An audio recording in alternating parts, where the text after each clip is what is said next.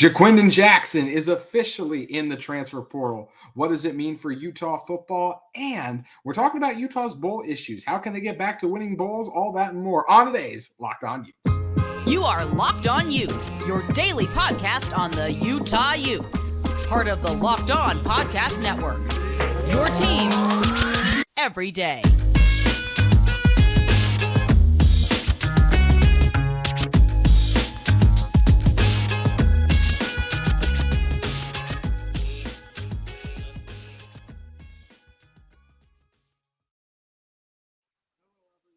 Thank you for making Locked On Utes your first listen every single day. We are available on all platforms, including YouTube and wherever you may get your podcast. If this is your first time listening to our show, make sure you like and subscribe. Love interacting with you all on the social media platforms and in our YouTube comments. Today's episode of Locked On Utes is brought to you by our great friends at Game Time. You can download the Game Time app, create an account, and use code Locked On College. That's all caps, no spaces. Locked On College for $20 off your first purchase.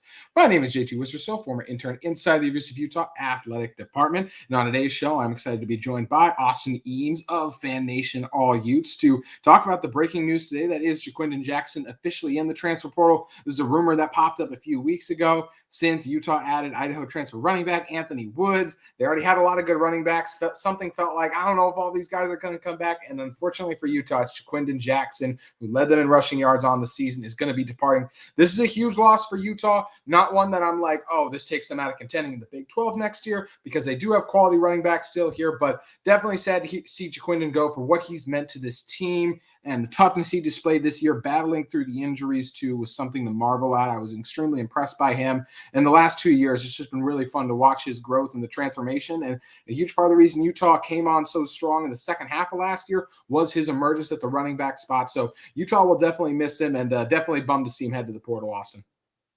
Yeah, Jiquinon's a stand-up guy. I mean, on and off the field. Fans love him for what he does, obviously, on the field, but he's a good guy off the field.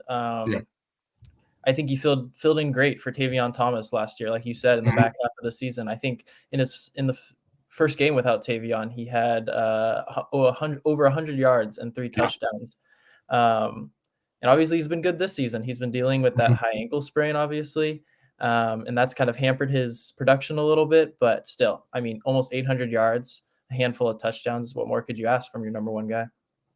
Yeah, and as you mentioned too, those injuries, if it wasn't for those, feels like he would have gone over 1,000 yards. Utah's offensive line also they underperformed based on what we expect as well. So I didn't feel like the run blocking was always there. It wasn't like, oh, there's this gaping hole. There was a reason that the offense took a hit against Northwestern when Jiquinon wasn't in the game. Jiquinon was the only back that Utah had that consistently would break tackles and get those extra yards. You saw it a few times with Jalen Glover in that game, and Mekhi Bernard too. They would get hit and almost right on contact, they're going down. Whenever you hit Jiquinon Jackson, the defenders always felt it, and he would always fall for it and get those couple extra yards that really wore on the defense. Also had big runs in that game, and just throughout the season, we mentioned just the fight he displayed and was such a huge piece of this team. Look, there hasn't been given an exact reason why he transferred. NIL could very well play a role in all of this too. There's a number of things. I'm sure a number of fans will be disappointed. But the way I always look at these situations is, Jiquinon came, he bought in to the culture here at Utah. He worked hard. He changed positions. He adapted to a position that also was going to best suit him at the NFL level, I think, when he eventually tries to make the transition there, because I feel like he's much more likely to have NFL success at running back than he was at quarterback based on what he displayed in the limited time we saw him attempt to be a quarterback here at Utah. But I'm very excited to see what he does with his next opportunity too, because I do think he's going to be successful, and he earned the opportunity to go. If this is NIL related, once again, we don't know everything that goes on. He's earned the opportunity to capitalize on the business investment that NIL has become, because he's absolutely balled out. And even in just the year growth he's made at the position, he's gotten stronger. His vision's improved. The strength, I already mentioned, that ability to break tackles. I think he's going to make a lot of plays in college football next year. And while I'm bummed it's not going to be at Utah, I'm still excited to see what he's going to do. Yeah, I mean, with a full year of playing running back under his belt, I mean, Jiquinon's going to be a catch for whoever gets him in the transfer portal. My personal bet is he goes over to Texas, where he's from. You think he's going back? I do. I think one of those schools is going to get him. I've actually seen on Twitter recently, he's been reposting a lot of stuff from SMU. I think he has a couple buddies. I think Medlock, a linebacker from Utah, just transferred there.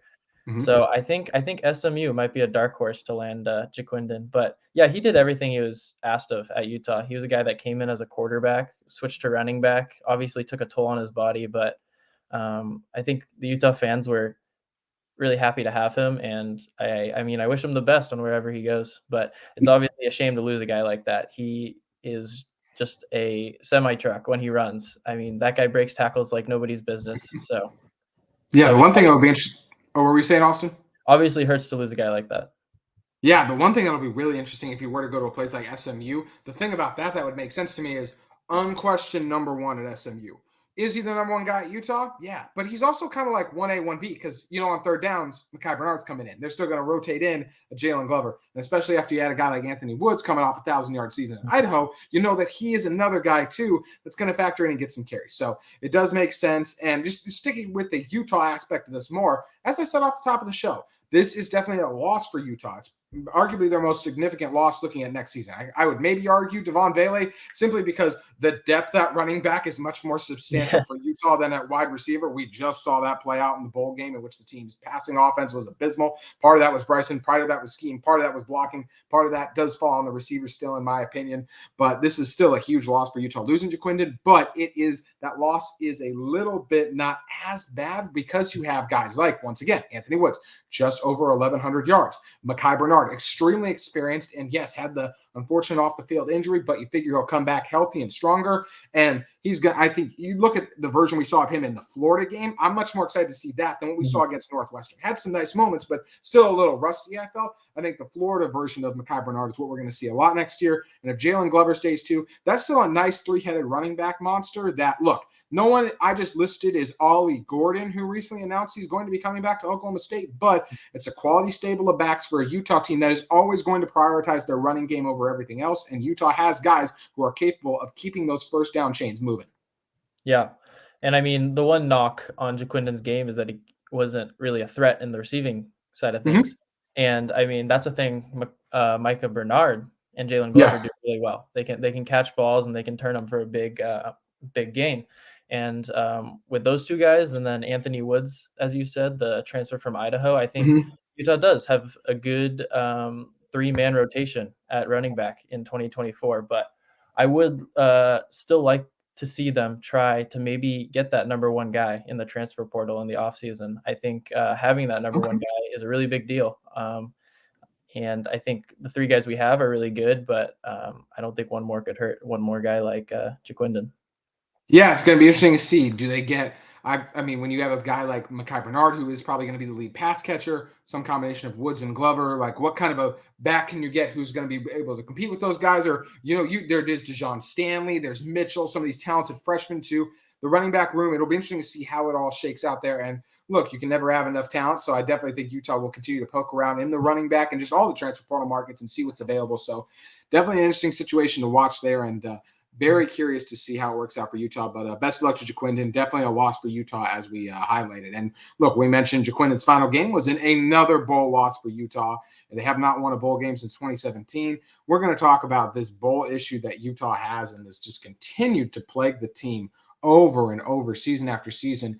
Even though they're enjoying a lot of recent success under Kyle Whittingham, this is one thing they just haven't been able to shake. We got to dive into that in one moment. But first, I want to talk to all of you about our friends at Game Time. You shouldn't have to worry when you're buying tickets to your next big event. Game Time is the fast and easy way to buy tickets for all sports, music, comedy, and theater events near you. They have great last-minute deals, all-in price views from your seat, and their best price guaranteed. Game Time takes the guesswork out of buying tickets. Mention the views from your seats. That's my favorite feature. Make sure you're knowing exactly what kind of a view you're getting so you know exactly what kind of a deal you're getting. And speaking of deals, they have their low price guarantee, even event cancellation protection, and job loss protection. That means with that Game Time guarantee, you'll always get the best price if you find tickets in the same section and row for less. Game Time will credit you 110% of the difference. You can download the Game Time app today, create an account, and use code LOCKEDONCollege for $20 off your first purchase. Terms do apply. Again, create an account and redeem code LOCKEDONCOLLEGE for $20 off. Download Game Time today. Last minute tickets, lowest price guaranteed. Austin, when talking about Utah's recent bowl game struggles, they have not bowl games in general haven't been great for Utah. Look, you go back to 2017, and yep, Utah beat West Virginia, but since hasn't been great. lost to Northwestern 31-20. Then lost to Texas 38-10. The Alamo Bowl, still the single-handed worst bowl memory I have of my time as a Utah fan. Then, of course, you lose in the Rose Bowl to Ohio State, then to Penn State, and we just saw what happened in Utah against Northwestern, another really bad loss. So does Utah have a bowl issue? I think the answer is absolutely yes. I think there's some context that can be applied to these bowls that I do want to shed a little light that, look, this Utah football program is enjoying immense success right now. When you look at how many years they continue to stay ranked inside the top 15 and even the top 25. Did they finish ranked in the top 25? No, but even the Arizona loss was a little bit deceptive to me because you're talking about a defense that already dealt with a lot of injuries and then was down their top pass rusher, their best inside linebacker, one of their two best safeties, and the other best safety that did play wasn't even healthy against Arizona. So even that loss is a little bit of a caveat to me because it's not a true example of the team we saw the rest of the season. So this is a team that has consistently been in the top 15, consistently been playing in back-to-back Rose Bowls, winning back-to-back 12 championships. That's an impressive feat. And despite all the injuries, they stayed relevant for so much of the college football season. So I don't think this is like, oh, this is a program issue, but Utah does have a bowl issue. And honestly, they are far from the only ones in college football because with the amount of opt-outs, this is something we're seeing all over. Do teams have losing bowl streaks like Utah? Not necessarily, but bowl games just don't matter as much anymore for reasons we can dive into more in a moment. But this bowl issue that Utah does clearly have, it's just not that big of an issue to me, Austin. Yeah, you said the Alamo Bowl was your toughest. That's a tough one. It was the toughest game for you while you were at Utah. I mean, that game against Penn State last year, I really thought we were going to take it. I really thought we were going to take it after losing the first Rose Bowl to Ohio State. And I couldn't have been more wrong. But I think it's really hard when you have guys opting out for whether that be for the draft or now the transfer portal. And then obviously the past 2-3 years, Utah's had a lot of injuries. Obviously in both of those Rose Bowls, you have Cam Rising, your number one guy, go out. And you have Bryson Barnes come in, and Barnes did what he could, especially in the Rose Bowl against Ohio State. But I mean, when you have injuries to your top guys and you have other guys going to the draft, I think it's hard. It's hard to win a bowl game without your top guys. It absolutely is. And let's provide, I mentioned, I wanted to provide context to some of the losses that Utah suffered in these bowl games. Because you make these bowl games because of what your team does in the regular season. That's obvious, right? But the team that allows you to make the bowl games isn't always the team you see in the bowl game. What do I mean by that? Well, let's go back to that 2018 loss. Utah, in that game against Northwestern, they jumped out to a 20-3 lead at halftime. So credit to Utah for doing some nice things. But there is something to remember that game. Tyler Huntley was hurt in November. So while Utah still qualified for the bowl game, they didn't have their starting quarterback. It was Jason Shelley who was in there. And Jason Shelley is capable of making a lot of plays. For those of you new listeners who don't know this, I actually played against him in high school. I saw him wreck my team a number of times back in the day. But that was a really rough game for him. He had 3 turnovers in the second half in that game. And just look, whenever you turn the ball over that many times, Northwestern came roaring back. I was looking back at an old quote from Kyle Whittingham from that game. So that's the worst half his team has pretty much ever played. And that is very much true when you look at the way that game and the scoreboard turned out. But why did they play that badly?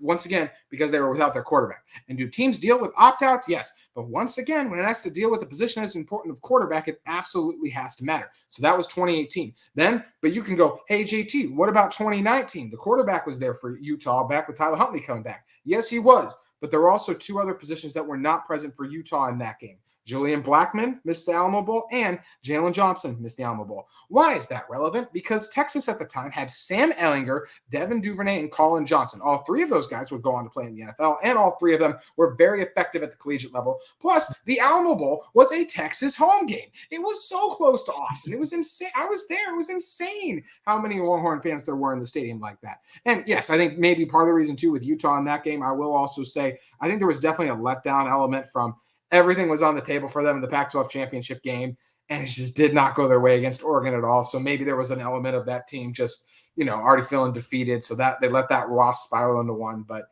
either way, then let's fast forward to the Rose Bowls. 2021, that was a tremendous Utah performance with an abysmal secondary because of injuries, as Mekhi Bernard will tell you. He's a running back, not a corner, so don't blame him for doing his best to try to stop Jackson Smith and Jigba and not being able to do so. And CJ Stroud was literally, I don't know if he's still going to because he got hurt. He's the best rookie quarterback by a country mile in the NFL right now for a reason with what he's doing. So Utah even playing close in that game was tremendous. Utah was close with Penn State at the half, but what was the only reason they were in that game? Cam Rising, the plays he was making, the running game wasn't there. Receivers weren't getting open. It was Cam's legs that were keeping Utah in it. Cam gets hurt. Bryson has always been dependent on his supporting cast. Therefore, he falters. So that's another game, too, where we talked about Tyler Huntley being out and Jason Shelley coming in that 2018 Bowl, and that being the reason that Utah lost there is having that backup situation. You could say the same thing with Bryson Barnes, not just that year, but even this year as well. And look, this one's weird because I know Bryson played the entire season, but clearly Devon Bailey being out, 2 offensive linemen being out was a huge miss for Utah. So these are not the same Utah teams in these bowl games that qualified there because you're down key starters so many times. And I've said it so many times on the year, but it's especially true in this bowl game. When I look at the way Bryson Barnes played and the plays he left on the field, you cannot convince me that if Cam Rising played against Northwestern, that Utah doesn't win that game, or at the very least loses in maybe a more of a hard. I'm sorry, but I mean, Utah scores more than 14 with Cam Rising in. Like, that's just a fact, even without Devon Bailey. So that's where it's hard for me to be like, oh, this is such a bad sign for the Utah program, because these just aren't the same teams playing in these bowl games that qualified for them. Mm-hmm. Yeah, especially in the most recent bowl game. I mean, Bryson Barnes threw for 70 yards. He wasn't on his A game. It's as simple as that. He wasn't on his A game. And I mean, those 2 interceptions were bad. They weren't tip passes. They were overthrows. They were bad throws. So, I mean, with Cam Rising, you make a good point. With Cam Rising there, I think Utah wins that game. Utah's offense with Cam Rising is completely different. Obviously, Von Vele didn't opt out. That would have helped as well. But Keaton Bill, Satawa Laumea, it's just those are your 2 best offensive linemen. Of course. I mean, with a depleted offense like that, and obviously Bryson Barnes, who has shown he can throw touchdowns and play at a high level, not playing his best game, I mean, it was doomed from the beginning. And I think Utah tried in the second half. Their offense turned up a little bit, but I mean, it was just not a good game offensively. The defense held their own. I mean, tremendous. Yeah, Zamiah Vaughn looked great at corner. I mean, for the most part, yeah. Yeah, he looked good at corner. Lavani Damuni had a really good game, 12 tackles, a sack. Yeah, he had a great game, and I think the defense did their thing. They had 3 sacks, takeaways, a big stop on 4th down within the red zone. So I think that one falls on the offense.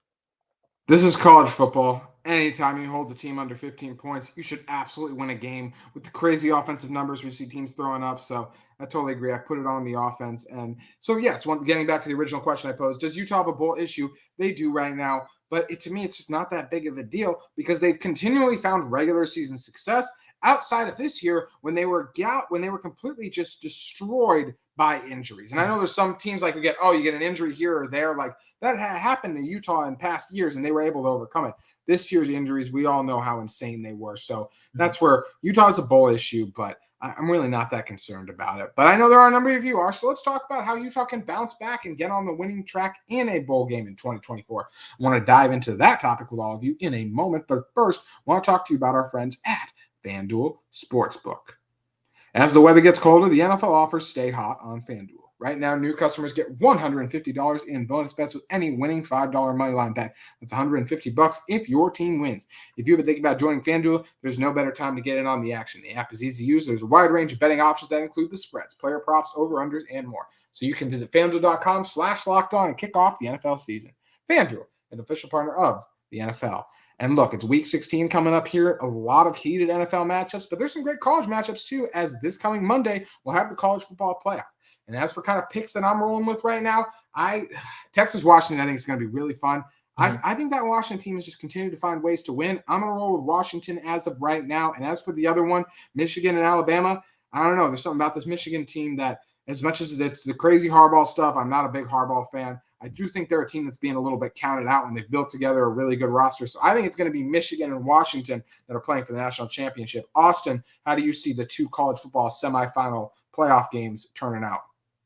I like your picks. I mean, I'm a little bit biased towards the Pac-12 as I go to Utah, but I mean, Washington's good. If you're an undefeated team in college football, you're good. And I mean, that offense is great. That's a really good offense with a lot of guys who are going to get drafted. So I think Washington takes it against Texas personally. And then Michigan, Alabama, I don't know. I think Alabama might have it. I think Alabama's a good team, and I've learned over the past couple of years to never bet against Nick Saban. It's not a good business to be in, that's for sure. However you guys feel, make sure you head over to FanDuel and check out the odds on the college football semifinal games today. All right, Austin, closing this one out. How does Utah bounce back from a bowl in 2024? I think the path is pretty simple. I don't see Cam Rising opting out of a bowl game, no matter where Utah's at in it, because what is Cam Rising's NFL future right now? He's more than likely an undrafted free agent fighting to be the make a team's roster. Just based on what we've seen, the arm talent for what an NFL quarterback is, and coming off the injuries he's coming off of right now, I just don't think he projects as a draftable quarterback. That's where I think he'll play in the bowl game, and if he plays, Utah's going to have a good chance. I also just like looking ahead to Utah's offense, maybe a receiver or two might opt out, but it's just hard for me to look to next year and be like, oh, yeah. And yes, I'm still surprised that Devon Vele, Satala may opting out. I understand Devon and Keaton Bill's a little surprised just because their draftable stock is in question. But if that's the advice they got, good on them. Definitely don't want to do anything to harm that. But I think the key for Utah is just having these guys come back and play in the bowl game. And I expect Utah to have less opt-outs next year overall. And in general, I just don't think they'll lose offensively. Because of the position those guys will be in, I expect them to play. And it's going to be interesting to see. But I feel like Utah is very capable of having a bowl victory next year because Cam Rising just means that much, Austin.